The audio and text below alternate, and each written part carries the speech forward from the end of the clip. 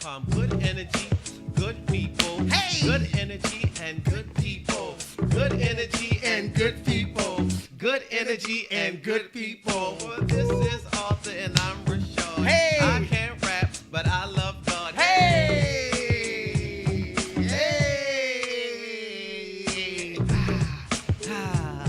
Get excited. We excited. 20 years. Started out playing. Ladies and gentlemen, welcome to another edition of the Rashad Mills Show, courtesy of PowerOfPurposeRadio.com. I thank you out there for joining me. I'm super excited every Tuesday at 8 p.m. because you join me. In addition to that, I always have special guests to make my job that much easier. Now, today, my special guest is a gentleman I have some history with. Yes, sir. 20 years in the game. 20 plus. Ladies and gentlemen, Arthur Lewis Jr., thank you for joining me on the show. I appreciate you, man. I appreciate it. This is interesting because we were apart for a while. Yes, you know, sir. we grew up together playing basketball, which is a game that you excel at, and we'll get into that a little bit later. And actually, I went out to Bend, Oregon. I was a sports broadcaster in Bend, Oregon, the West Coast. West side? I'm talking thousands of miles away. I was actually in the gym one evening, Yep. and guess who walks in? Basketball in hand. Still the phenomenal basketball skill set. Huge smile, huge personality. It was Arthur. Yeah, blessed, man. Bend, Oregon was a great town for me, man. They showed me so much love, and that's where the character King Arthur evolved because of Linda Miller, man, and I just love that town. So how did you get from Baltimore to Bend, Oregon? My college teammate, Stephen Moss Kelly, was out there. He told the coach about me. Of course, the coach really didn't want to give me a shot because I was small. But Stephen Moss Kelly talked to me, and I went out there and did my thing, man. I gave 100%. The crowd loved me, and I worked my tail off day after day after day. Worked in that gym hours after hours, and the proof is in the pudding now, man. I'm still blessed playing at 36 years old. Wow. And one of the things that he said, I hope you're out there, you're actually listening, he said that he thought you were too small. So we'll actually go into that a little bit shortly because, you know, you weren't blessed with 6'5" height, but you were blessed with phenomenal skill and even a bigger will. So for people out there that are watching, one of the things that we strive here at PowerPurposeRadio.com is to be able to overcome obstacles. And you did that. Adversity. Yeah, I because like it. sometimes he punches you in the mouth. Wow. But you got to get up. I felt that one. Yeah, because adversity, Wow. yeah. Yeah, You can okay. just walk, hey, bam. And it punch you in the mouth. What are we going to do? Lay there or get up? So how do you overcome adversity in your life? I use it as motivation. Mm-hmm. When adversity comes my way, I use it as fuel. When I'm tired, when I don't feel like doing anything, I use it and say I'm proving those people right if I don't do the right thing, if I don't work hard, if I take a day off, no days off. There's always somebody that can get some energy off of you or make them feel better about your walk through your storm. Wow. And speaking of storms, that was it's a perfect segue. Unfortunately, I have to segue into it, but man, over this past week or so, you know, we had an opportunity to convene again. And unfortunately, it was at a hospital here in Baltimore, Maryland, because your daughter, 16 years old, beautiful young lady, she actually has cancer. Yes, sir. We found out November 14th that she has cancer. You know, it's been a storm, but I'm proud of my daughter. She's fighting hard. And we're going to beat this. Like the thing we're talking about, the comeback is going to be better than the setback. Wow.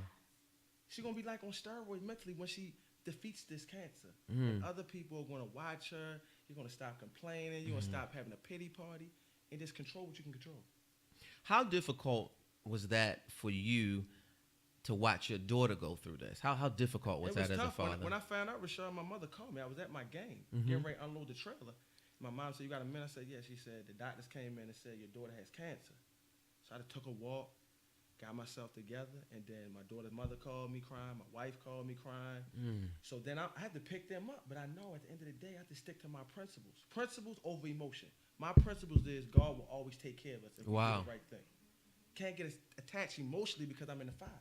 But God already prepared me because my father was diagnosed with cancer and my uncle 2 years ago, prostate. So I already was in the fire. I saw my hero with cancer. Wow. And he took it on the chin. So I'm already prepared. So I had to go back to those memories. You've been here. Your hero been down. Now it's your princess. It's your time to be her hero. Wow. Now, would you be able to have been this strong, this emotionally stable for your daughter and for yourself and everybody that's involved in this process if you weren't connected to God? No way. I've been an emotional wreck. I probably would have got into an argument with somebody at the game, tanked it, now I went and lost my job, all because I wasn't in control of my emotions. So without God, I would not be here today. Wow. Ladies and gentlemen, again, I just want you to hang on a lot of the words that he's saying. And one of the things, oftentimes, I have guests on the show, and I know people say, well, do they carry themselves or conduct themselves in a manner outside of the station? And I can actually tell you that I've known this guy for over 20 plus years. And this past Thursday on Thanksgiving, when I walked into the hospital, the same passion, emotion, laughter, joy, it was all there. Now check this out. In the face of adversity, again, with his 16-year-old daughter battling cancer. So this is all, as you like to say, this is all facts. Facts. This Happyville is the real deal. Say that again. Happyville is the real deal. This is a lifestyle, a movement. And I'm coming for all the haters and the negativity because our community need to get back to love, happiness, joy, building each other. Basic principles. Yeah, going back to, no, that's my kid over there too. You out of line? Don't do that. Stop. Wow. Nah, that's not my kid. No, that's the problem. No, that's wrong. Change your behavior. I still love you, but that's wrong. Wow. Now, talk about Happyville and Team Oh, of We. man. Because I've been talking about all night, you're this great basketball player. So just talk about what you're doing right now professionally and Happyville, Team of We. Okay. What is that all about, man? Well, I'm blessed to play with the world-famous Harlem Wizards. We've been around since 1962. We travel all around the world, and we bring people happiness through the game of the basketball. People bring us into town to raise money for various causes such as cancer, playground equipment, or just bring the community together. You may have rich people, poor people, middle class, but at that night, we all together in the same gym because of the basketball and the kids, and we breaking down barriers. So you may not talk to me outside the gym, but you're going to talk to me today because we all here for the community. And your kids are going to make you break down them walls because you're going to look like the sore thumb because in Happyville, you're going to look fluke. People going to look like, what's wrong with that guy? So we overcome that every night. We do it, overcome it all over the world. And Happyville is a mindset we created a couple of years ago because I noticed a lot of people were mad, nasty. So happiness is a choice, sadness is a choice. So I call it Happyville. How do you create it? For somebody out there watching right now that's saying, sure, Arthur, it's easy for you to be happy. You're a naturally happy guy. But for somebody maybe who's going through some things, relationship, financial issues, whatever the case may be, how do they create this sense of happiness in order to get to Happyville? First of all, we got to lock into God. Give it to God. The second thing, you have to understand, I'm a married man. My wife, we're together. But no matter how much we love each other, you love your kid, you cannot control somebody else's behavior. All I can control when I wake up in the morning, my energy, my effort, how hard I work, the decisions I make, how I deal with mess, good or bad, and if I forgive people. That's all I can control. So if I do that every single day, I can't worry about that other stuff. It's a choice. I go through adversity too. I watched my uncle die. I watched several of my uncles die because they couldn't put the bottle down. I watched my grandfather go from up to down. His cancer got infected and died. I was in China when my grandmother died. I found out on Skype. My wife told me. So I go through adversity, but I choose to not let it beat me because that's what the devil wants. He wants me to tank it, get angry, go somebody's side, somebody's head, be negative. No. Happiness overcomes everything. Love conquers all. True agape love conquers all. Because if I truly love you, Rashad, I want the best for you, even though it may not do anything for me, because I'm commanded to. People get it mixed up. It's bad spirits and good spirits. I may not like certain spirits, but I'm commanded to love everybody. Think about that. Man, it's amazing the passion that you have, and I notice you have the same passion in terms of how you interact with your audience and things of that nature. Oh, my goodness. It's like drugs. It's like a high. Where did you, and right there for people that are watching, get a great opportunity to look just interacting with the crowd, and just take a look at the gentleman with the red hat. I mean, his face. That's Happyville at his face literally says it all. Like, I'm in heaven, this guy's putting on a show, and I'm in Happyville. Love it. Who instilled that in you? Well, my parents. I was blessed. You can't choose the parents, but I couldn't ask God for better parents. My mom was a school teacher for 36 years. My dad drove the MTA bus all through East Baltimore, West Baltimore, midnight, all late night, just so I can have a better life. My mother has 13 brothers and sisters. Wow. But she chose education. Like, my mother's all about education. She cared less about that basketball. I had to make the honor roll. She always taught me, my parents, treat people the way you want to be treated. Love people. So when I left my house, my cup was leaking over with love. Overflowing. So I had no choice but to give it back to the world. Because I'd be a hypocrite. My dad's my hero. 40 years this Sunday, they'll be married. My dad never broke a promise to me. Like, so all these myths people say, black men can't do this, they don't do this. No, I don't know that. And the friends I hang around are not deadbeat dads. Wow. So I don't know all the myths. I don't know those myths. I don't buy that. We're not all drug dealers. We're not all killers. All Caucasians don't hate us. Mm. It's good and bad people where we let the media dictate who we hate, who we love. No. I'm going to choose who I love. I'm going to love everybody. Now, Wow. what you do with that is on you. So you talking about that famous 4-letter word, Love, love. How would Arthur Lewis Jr. define love? Because, man, wherever you go, literally, you give so much love that people around you, they have to feel it. I mean, literally, we're interacting with other people in the lobby of the hospital on Thanksgiving. I just love it, man. I get a kick, a high out of making people feel good and making them be the best version of them that they can be. So love is just wanting the best for that person. And with that being said, sometimes we have to have uncomfortable conversations. Mm. I can't be a yes man. You can't be a yes man to me. We have to check each other when we're wrong and hold each other accountable. It's not a cuss word. Accountable for your actions. What was that word again? Accountability. Accountable. And okay. then when you check me, I can't say, oh, Rashad on some mess and not want to talk to you. No, you my brother. You check me. Mm-hmm. I got to get it together. I got to go look in that mirror. A lot of people don't want to look in that mirror, Rashad. Wow. Ladies and gentlemen, if you're watching out there, this is Rashad Mills Show, courtesy of PowerPurposeRadio.com. If you're just joining us, number one, shame on you. And then number two, I just want to again let you know I'm with Arthur Lewis Jr., phenomenal basketball player, goes around the country and the world, in fact, helping people with his basketball talents. And you just talked about Happy Bill, but even more importantly than that, a much, better person. So I just want to take actually probably the next 30 seconds or so and just something I want to start. It's called I Was Thinking, Arthur. I was just thinking.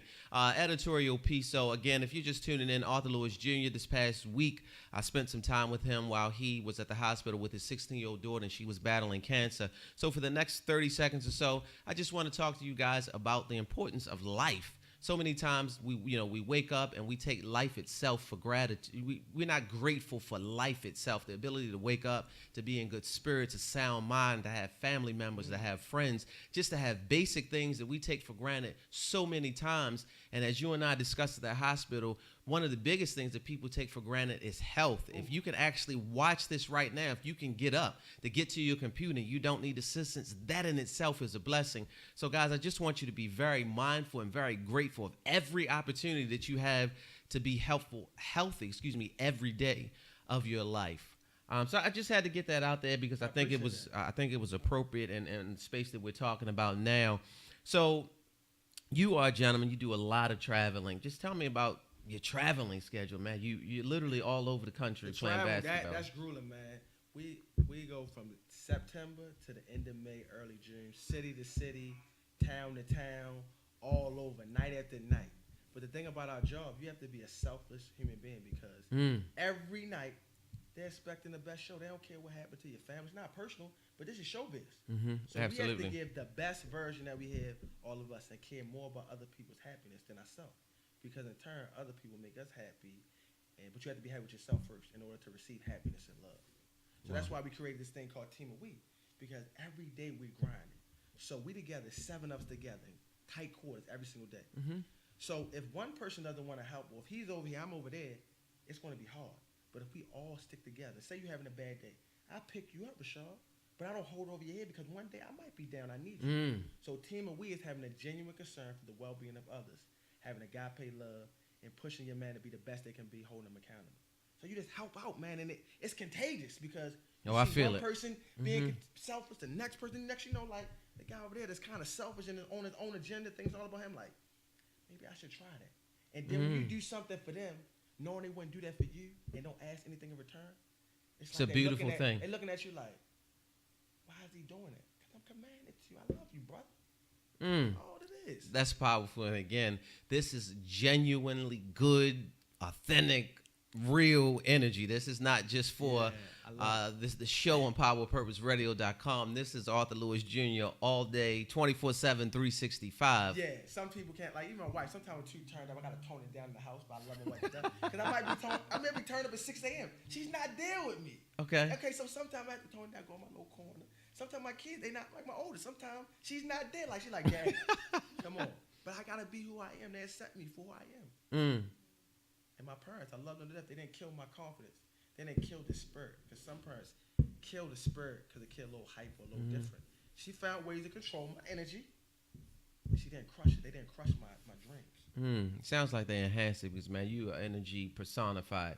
Now, just one of the things that you talked about, you mentioned in the beginning of the show, is the fact that, one coach said you were too small to play basketball, and you've had a very successful basketball career. Yeah. So just kind of tell us about how you overcame that adversity, because typically we think of basketball as a game that's dominated by guys that are tall. Yeah, that's true.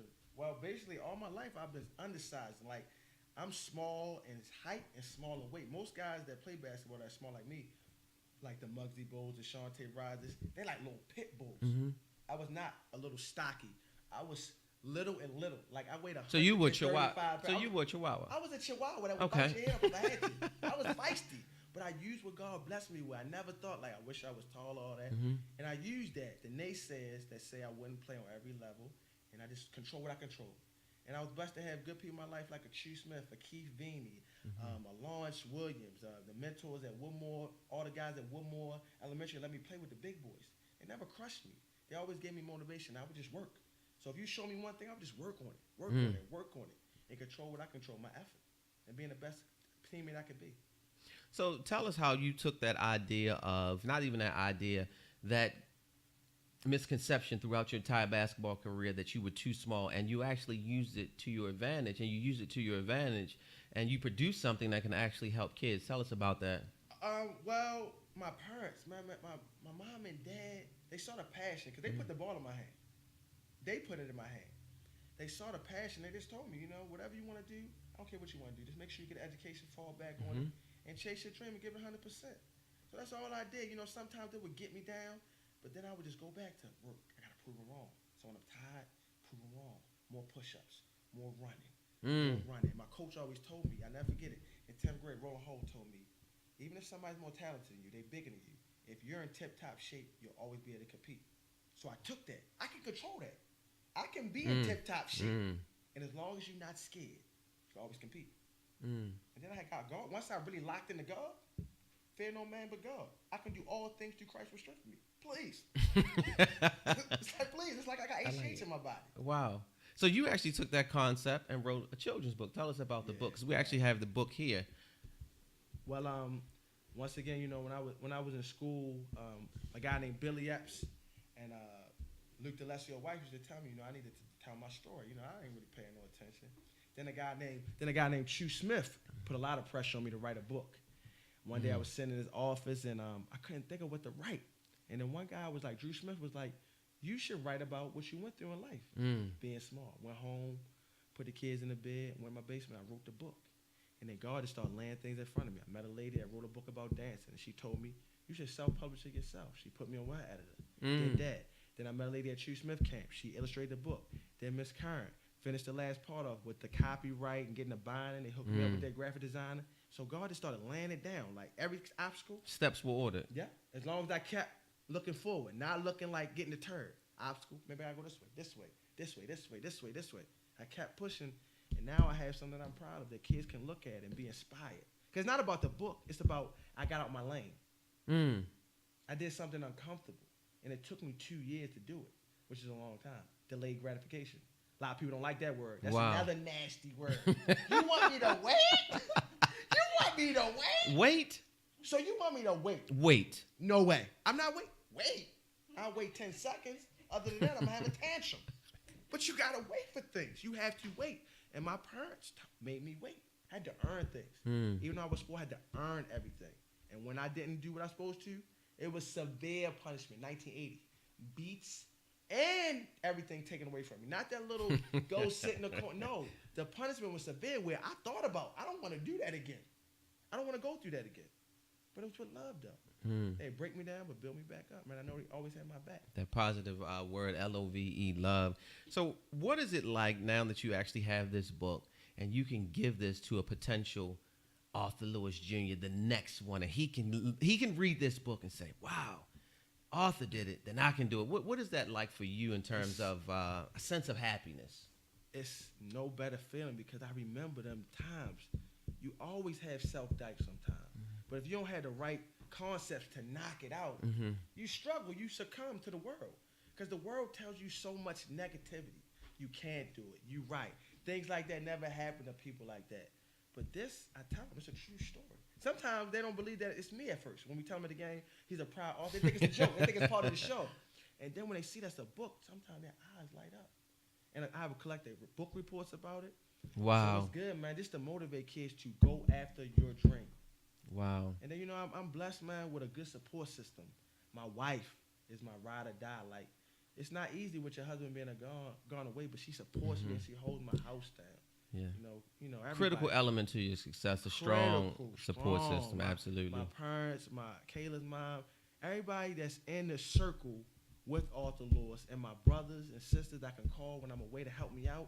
Without them, I wouldn't be able to do this. Wow. I would be scratching my head. One thing that I never asked the question, I want to go back to this. I think it's a very important question.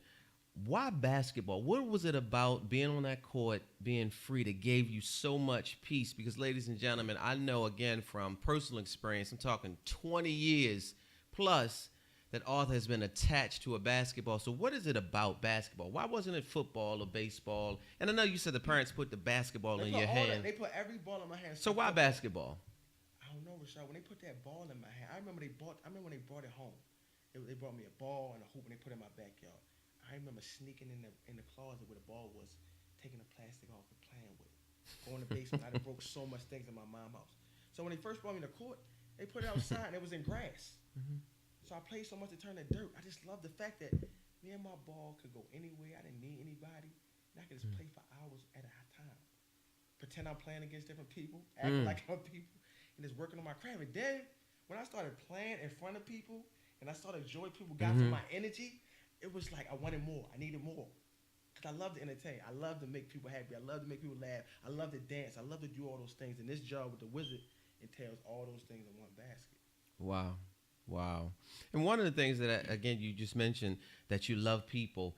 Tell us about what you have coming up at the end of this month, where it's just, again, one of those situations that Arthur is in the community, helping people, bringing smiles to people's faces, especially on a critical time of year like this. So tell people that are actually watching what you have going on toward the end of this month and give them the information. The last 2 years, we've had the honor to come perform at Coppin State for the kids of Baltimore. And June 11th, the last 2 years, we'll be back the third year.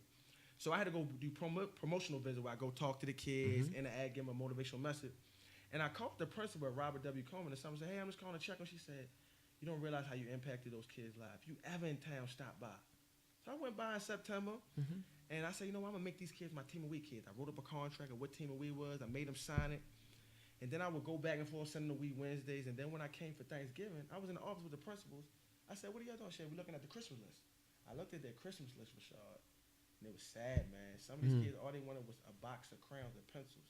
Wow. So I went home that weekend, when I was with my wife, I was like, babe, it bothered me that our kids have so much, my friends' kids have so much, and these kids have so little and just want a little bit. So I said, you know what? I'm going to see what I can collect in 3 weeks, and then I'm going to take it to them. God bless me with abundance. With my family, my friends, people gave me money. I bought them toys. I had a U-Haul truck filled to the top. Wow. And my father's van of stuff. My job donated stuff. So I was able, it was only supposed to be the 4th, 5th grade. That was my first goal. I was able to give pre-K through 5th grade 2 to 3 items in 3 weeks. Wow. So I'm collecting new NOU toys, clothes, shoes, toiletry items now until December 13th, and then I'm going to deliver it December 19th. Man, the look on their eyes last year, people were crying. People were just so excited because they had a Christmas. Wow. And someone was still selfless. One girl, she asked for stuff for her parents. And I gave it to her, and then I gave her $50. She said, and I saw the next day, she said, you know what I did with that, Arthur? I bought my mom something. I'm like, that's tough.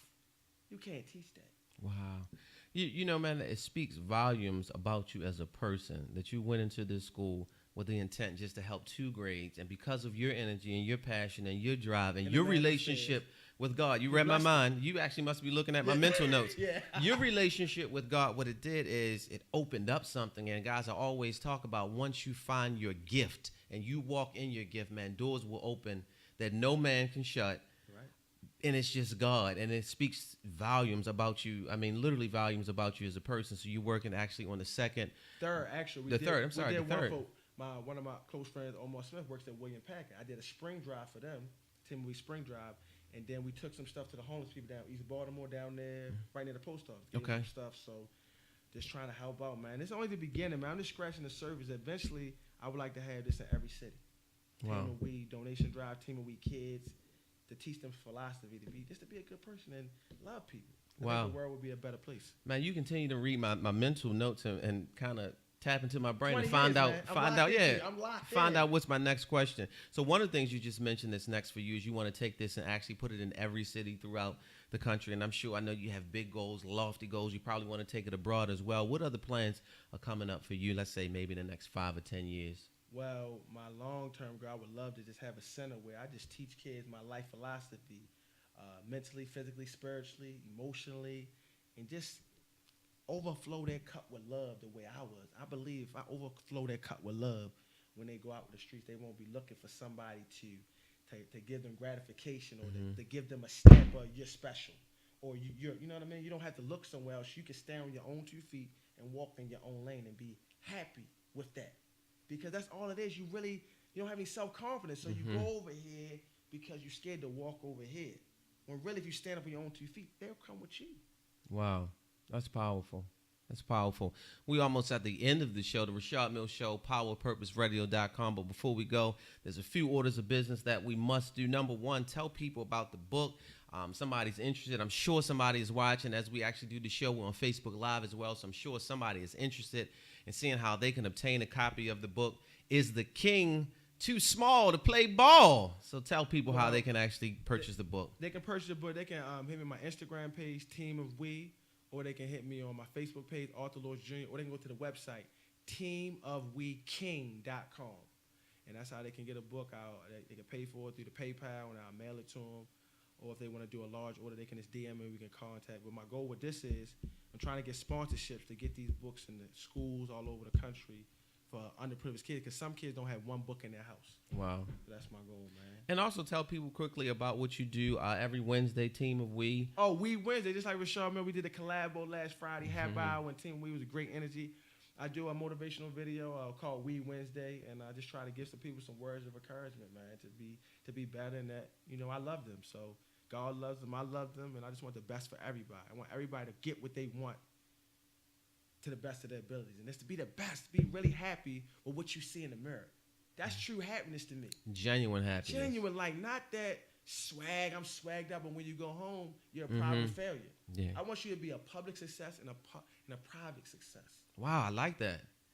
To be honest with you, for you guys out there watching, I can tell you from personal experience, it was game-changing information when I decided to actually love me, not just when I was out partying and drinking and hanging with people that didn't like me to begin with and buying clothes that, I wanted to be fresh for somebody again that didn't like me because I didn't love myself. But now when I look in the mirror, I say, man, I really love that guy. Game-changing information. So I'm very, very different. So I'm glad that you mentioned that. That's very a critical point. So I'm glad that you actually brought that up. Now, Arthur, something that we do, the last order of business, I do it with all of my guests. It's called Rapid Fire. Well, I'm going to put you on the spot. Okay. Nothing bad. Okay. So this evening, there is a picture that surfaced courtesy of the internet. So you always got to be mindful of what you put on social media because Rashad Mills will find it. So this picture here, in 30 seconds or less, just kind of give me an explanation of this one. Well, first of all, it's in the 80s. That's probably like 89. First of all, Kid and Play. I was a big Kid and Play fan, so I had to get the high top. Okay. As you can see, I'm thinking I'm Michael Jordan because I have the knee brace and the wrist sleeve. And, I'm just loving basketball. I really thought I was Michael Jordan. I just stick my tongue out. And the high top was because Kid and Play, man. Now tell me about the number 44. Where did that come from? Rashad, to be honest, I have no idea. I was just happy to play.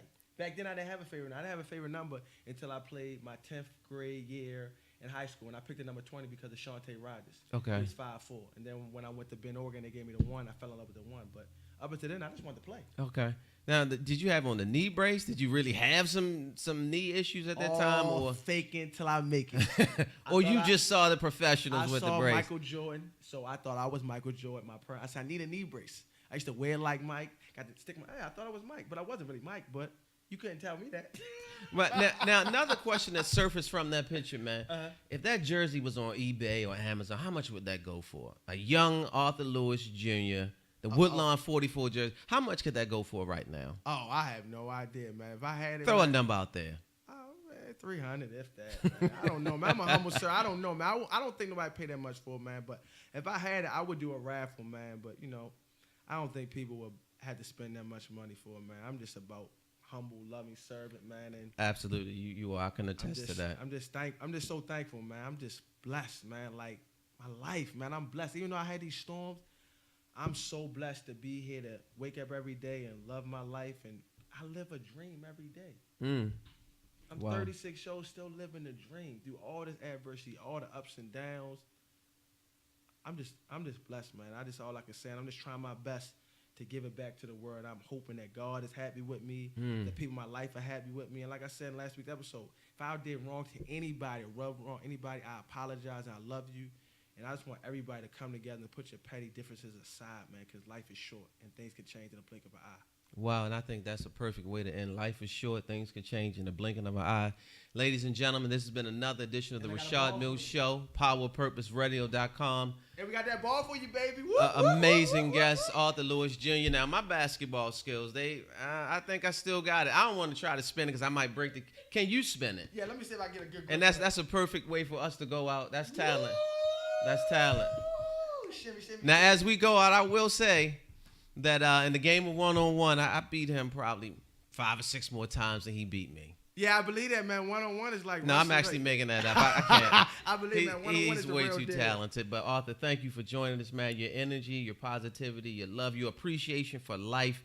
It's just a beautiful thing. So again, you can catch me every Tuesday night, 8 p.m. Rashad Mills Show, PowerOfPurposeRadio.com, and don't forget this Friday, every Friday, Facebook, Instagram, YouTube. It's happy hour time. High off life. Rashad Bowtie Mills, ladies and gentlemen, thank you for joining us. Have a wonderful evening. Drink some water.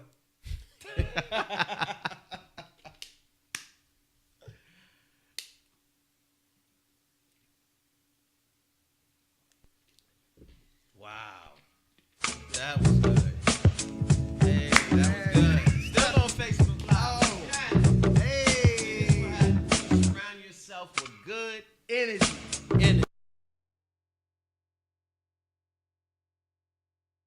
Energy. Ooh. Good people. And good energy. Hey.